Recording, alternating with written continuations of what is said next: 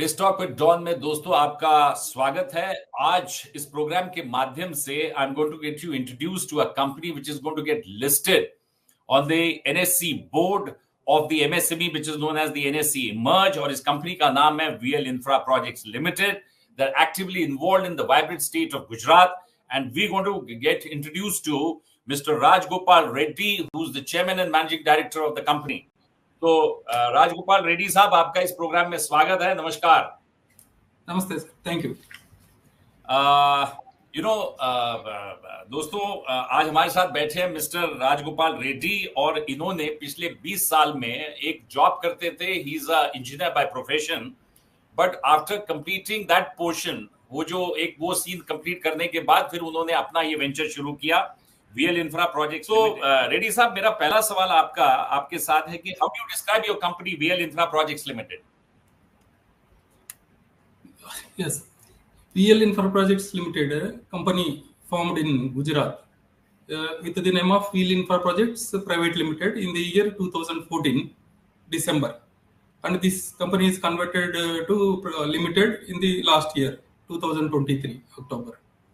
We are into water supply projects majorly, and we will do roadworks as well as building construction and irrigation projects also. दोस्तों, यहाँ पे जैसे रेड्डी साहब ने बोला कि they're going to get into irrigation and all, let me tell you, I'll just give you World Bank, in fact, which is known as the International Bank for Reconstruction and Development, basically is looking at a developing country like India into water projects and irrigation projects. And I'm sure, in fact, यहाँ पे Rajgopal Reddy has, hit on to the right, this thing, that in fact, he's getting into irrigation and water projects. Second question to you would be, why did you choose, water supply projects? ये कैसे आया idea? Of course, one जो मैंने, I mean, इसकी demand है, but आपके दिमाग में ये कैसे आया? So actually, I was a mechanical engineer, sir. Based on my mechanical background, I joined in a company who works for water supply works in the initial days of my job, 2003, when I came to Gujarat. From there onwards, based on my experience and things, we are into water works. उसका experience है, इसके लिए मैं water works में ही continue कर रहा हूँ। और हम लोग अभी डाइवर्सिफाई होते जा रहे हैं कि इरिगेशन, बिल्डिंग, ये सब में भी करते जाएंगे। As a businessman we can do anything, but as a engineer I am more specialised in mechanical. So sir, अपने कुछ प्रमोटर्स के बारे में बताइए, and just give us a short a helicopter view of the credentials of the promoters. So myself, Rajagopal Reddy, CMD, and second person is Maithili Rajagopal Reddy, my wife. She takes care of the administration of the company.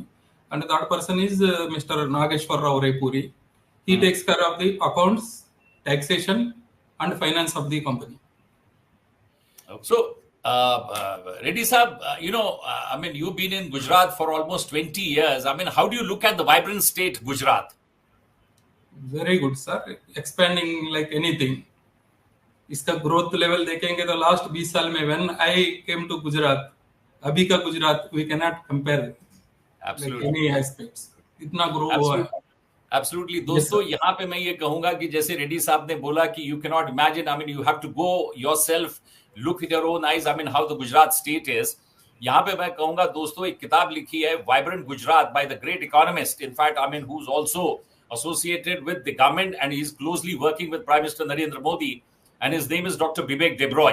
तो यहाँ पे जितने भी लोग इस programme बिस्टॉक with don के साथ जुड़े हुए हैं, मैं ये कहूंगा कि इस किताब को जरूर पढ़ें। In fact, because he's used the word vibrant, तो यहाँ पे vibrant is something very important. I mean, you yourself have to go and imagine and see that state. I mean, how that state is vibrant, Gujarat. Am I right, Reddy Saab? Yes, sir. Yes. Okay. Sir, मेरा next सवाल है, who are your 5 top clients? I mean, आप नाम नहीं दे सकते हैं तो बिल्कुल उसको अवॉइड करिए, बट अगर आपके टॉप 5 क्लाइंट्स में उनकी contribution to your overall revenue में परसेंटेज टर्म्स में बताइएगा। ऑलमोस्ट 90% रहेंगे। अच्छा, ये 90% आपका सारा वाटर प्रोजेक्ट्स में है। यस, वाटर प्रोजेक्ट्स में। ओके सर, अब जैसे आपने कहा कि पिछले 20 साल से आप you are working continuously in the state of Gujarat, मेरा नेक्स्ट क्वेश्चन है, how dependent are you on the local government, the state of Gujarat basically? Local government तो supportive है sir for all the infra companies and all. And इसमें अपना water supply projects जो project point of view आएंगे तो उसमें major stake तो central government का भी रहता है, तो जल सेना योजना, जल जीवन मिशन, ऐसा जो भी प्रोजेक्ट्स होता है वाटर सप्लाई का रिलेटेड में मैक्सिमम स्टेक तो सेंट्रल गवर्नमेंट का भी रहता है फंडिंग में भी। तो स्टेट गवर्नमेंट इतना रहना कि एग्जीक्यूशन पॉइंट ऑफ व्यू में वो लोग सपोर्टिव रहे बस। बराबर है सर। यहाँ पे मैं जनता जो लोग इस कार्यक्रम को देखना चाहते हैं, यहाँ पे मैं ये कहूंगा दोस्तों कि the total amount of money, in fact, which has been collected by the state and by the center, of course, I mean, states also have a share to take from the respective union government से, तो union से भी उनको कुछ पैसा मिलता है। तो जैसे रेड्डी साहब ने बोला कि कई प्रोजेक्ट्स में सेंट्रल गवर्नमेंट का भी स्टेक रहता है ऐसे प्रोजेक्ट्स में, विच इज फैंटास्टिक। तो यहाँ पे मेरा नेक्स्ट क्वेश्चन इज, रेड्डी साहब आपने ये बड़ी अच्छी कंपनी बनाई, तो आपकी स्ट्रेंथ क्या है? Because every company of course has got a strength and weakness, तो आप स्ट्रेंथ के बारे में बताइए। Let us forget about the weakness part. robust track record of the company sir, completion of the projects में हमारा एक्सपीरियंस एंड एक्सपर्टाइज लास्ट मेरा 20-25 साल का जो एक्सपीरियंस है, मेरा फाइनेंस वाला बैकग्राउंड पर्सन जो है ऑलमोस्ट 18 इयर्स का एक्सपीरियंस है। जो हम लोग कॉर्पोरेट कंपनीज में जहाँ काम करके आया हुआ उसका सिस्टम्स, जो हम लोग अलग अलग कंपनीज का सिस्टम्स, जो बेस्टर ऑप्शन है मींस बेस्ट थिंग्स हम लोग हमारा कंपनी में अप्लीकेबल करके उसको बेटर वेज में अचीव कर रहे हैं। एंड दूसरा मेरा जो बेस्ट रिलेशंस है इन गुजरात में, तो 20 साल से तो मैं गुजरात में ही हूँ। यहाँ का गवर्नमेंट रिलेशंस, गवर्नमेंट एम्प्लॉइज का हो सकता है, प्राइवेट ऑर्गेनाइजेशंस का हो सकता है, ऐसा सप्लायर्स, कॉन्ट्रैक्टर्स, सबसे मेरा रिलेशंस जो है based on my relations we can do better work comparative to others with quality. Reddy साहब, I mean every business of course में, हर बिजनेस में कंपटीशन है, और मेरा ऐसा मानना है कि competition is the biggest regulator. अगर कंपटीशन नहीं होगा तो कंज्यूमर को हमेशा इंफीरियर क्वालिटी ऑफ गुड्स मिलेंगे, और कंपटीशन जब होता है तो आपको ह्यूमन बीइंग के अकाउंट के ऊपर आपको कोई ह्यूमन बीइंग अपॉइंट नहीं करना है एज अ रेगुलेटर, क्योंकि competition itself is the biggest regulator. तो यहाँ पे मैं ये कहता हूं कि अलर्टनेस रहती है, जो प्रोड्यूसर है वो भी बड़ा अलर्ट रहता है और कंज्यूमर को भी उसका बेनिफिट मिलता है। तो यहाँ पे मेरा सवाल आपसे ये है कि आपके भी बिजनेस में कॉम्पिटिटर्स हैं, I don't want to know the names of the competitors, but how do you distinguish yourself from your competitors? आपकी क्या कुछ ऐसी बातें बताइए कि जिससे this separates you from your competitors. Main thing timely completion of the project and with quality. Second thing, अपना जो सप्लायर्स, जो मेरा relations, as I told for the earlier question, मेरा रिलेशन जो है सप्लायर्स के साथ, जो बेटर रेट्स में मेरे को सप्लाई हो सकता है, बेस्ड ऑन दैट मैं दूसरे से कंपैरिजन में बेटर कोट भी कर सकता हूँ टेंडरिंग पॉइंट ऑफ व्यू। तो प्रोजेक्ट मिलने के लिए अपॉर्चुनिटीज ज्यादा रहता है बेस्ड ऑन माय रिलेशंस। दोस्तों, यहाँ पे रेड्डी साहब ने एक बड़ा अच्छा पॉइंट हाईलाइट किया कि किसी भी बिजनेस में आज की डेट में मोनोपोली नहीं होती है। इट इज वर्चुअली ये कि खाली सिर्फ थ्योरी में हम सुनते हैं कि देयर इज मोनोपोली, लेकिन आज के कॉम्पिटिटिव वर्ल्ड में, ग्लोबलाइज वर्ल्ड में, I mean there is always competition, and competition of course is very healthy. और यहाँ पे इन्होंने कहा कि मेरा जो सबसे बड़ा distinguishing factor compare to my peers is कि मैं क्वालिटी वर्क करता हूं, टाइम पे एग्जीक्यूट करता हूं, और जैसे रेड्डी साहब ने बोला कि when the project is been executed on time, तो यहाँ पे कॉस्ट ओवररन नहीं होता है। एम आई राइट रेड्डी साहब? Yes sir. और जैसे इन्होंने कहा कि अपने सप्लायर्स को वो टाइम पे पेमेंट करते हैं and they buy the product at a very competitive price, और that is what the basic rule is कि आप जब उसको बेसिक प्राइस पे लेते हैं और उनको टाइम पे पेमेंट करते हैं, तो कहीं पे भी आपकी चेन में कहीं पे भी डिस्टॉर्शंस नहीं आते हैं। Am I right to read it, Reddy साहब? Yes sir, we can get the better price also based on that. Absolutely. Reddy साहब, जब आप यूनियन गवर्नमेंट और इन सब प्रोजेक्ट्स में जब आप बिड करते हैं, एक नॉर्मल कॉन्सेप्ट होता है कि in fact you work on cost plus concept, and plus is something around 15%। When we see bigger companies, जो वेल एस्टैब्लिश्ड कंपनीज है आज इंफ्रास्ट्रक्चर में, particularly in fact they work on this concept of cost plus of 15%, मतलब you can't go beyond 15% क्योंकि competition रहता है। तो how do you look at it कि आप जो बोल रहे हैं कि 5.56%, how are you planning to enhance it to take it to the next level of 10% and something beyond 10%? उसमें आप कैसे वर्कआउट कर रहे हैं? जैसा जैसा कंपनी का ग्रोथ बढ़ते जाएंगे सर, वो प्रॉफिटेबिलिटी का भी बढ़ने का चांसेस ज्यादा ही होता है।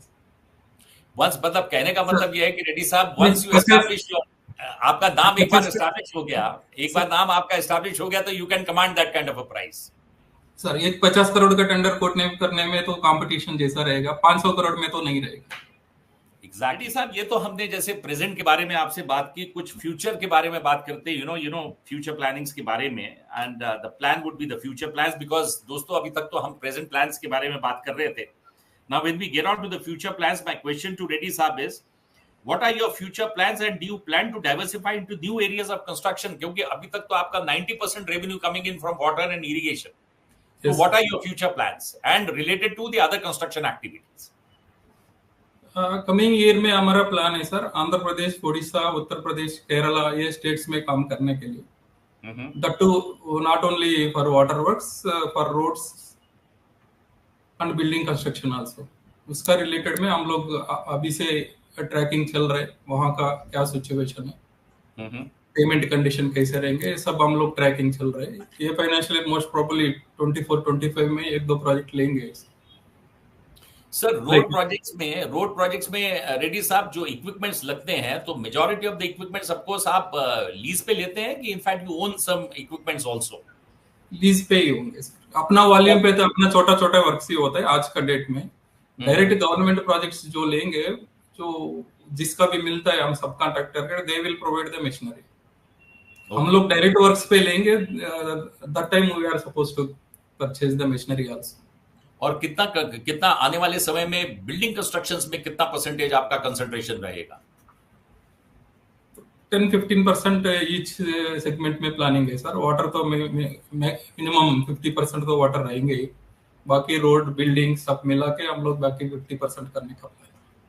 दोस्तों यहाँ पे I am very happy to take the interview of Reddy साहब, who is the chairman of this company, and his vision is very clear. Let me tell you, the concentration of world bank का भी यही है कि India जैसी country में they are concentrating on irrigation projects and water, और यहीं पे इन्होंने राइट इस पे जो बुल्स आई पे the chairman has hit on the bulls. यहाँ पे मेरा नेक्स्ट क्वेश्चन है sir, looking at the way India is growing, आप क्या देखते हैं, what are the opportunities you see for your company in times to come? So government का तो इतना spending infrastructure point of view में ओवरऑल इंडिया में हर एक स्टेट में इन्वेस्टमेंट्स चल रहे हैं।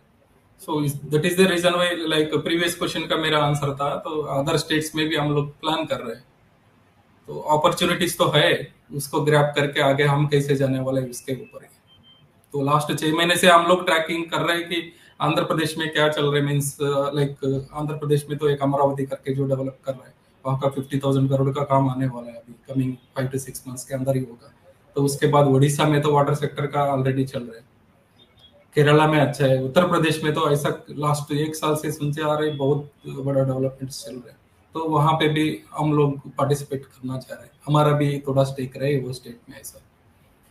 सो आई मीन दोस्तों, रेड्डी साहब की जो बिजनेस पॉलिसी है, that he doesn't want to put all his eggs into one basket, particularly concentrate only in the vibrant state of Gujarat, as he would also like to diversify, and what he correctly said, he's looked at states like Kerala, which is again you have a lot of opportunities there. Odisha में तो बहुत ही अच्छी opportunities हैं, और जैसे रेड्डी साहब ने कहा Uttar Pradesh again is a growing state, the largest state in India.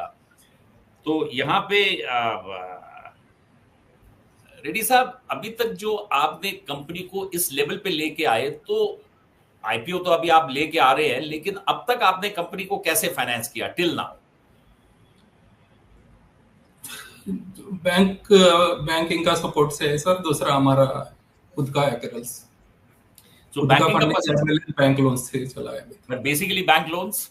Perfect. सो यहाँ पे दोस्तों हम इस प्रोग्राम को समाप्त करते हैं। Let me thank mister Reddy and all the best, and all the best wishes to you Reddy साहब फॉर योर न्यू वेंचर और आपके आने वाले समय आईपीओ के लिए। Thank you. Thank you.